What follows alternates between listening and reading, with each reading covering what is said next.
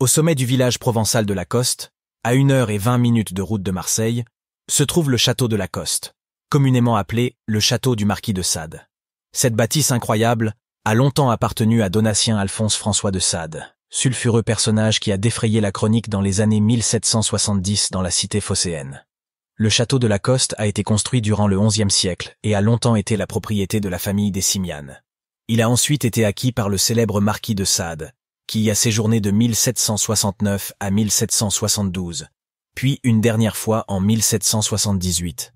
Devant le château du marquis de Sade à Lacoste, on trouve une œuvre d'art et une vue sur la vallée du Calavon. On trouve dans son œuvre une large place à l'érotisme et à la pornographie, associée à des actes de violence et de cruauté.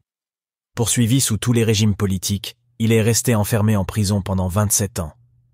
En juin 1772, il a été à l'origine d'un des plus grands scandales qui a touché Marseille. Alors qu'il séjournait dans son château de Lacoste, Sade fait une virée dans la cité phocéenne. Il charge son valet de recruter des jeunes femmes en vue d'une partie de libertinage. Son valet achète alors les services de Marianne Laverne, Mariannette Laugier, Marguerite Coste et Mariette Borelli. C'est chez cette dernière que tout ce petit monde se retrouve. Sade leur offre alors des bonbons à l'anis, qui étaient en fait des pastilles de cantaride pilées, réputées aphrodisiaques. L'effet de la cantaride fait que les prostituées tombent malades et que l'une d'elles, Marguerite Coste, se croyant empoisonnée, se rend une semaine plus tard à la police pour y dénoncer le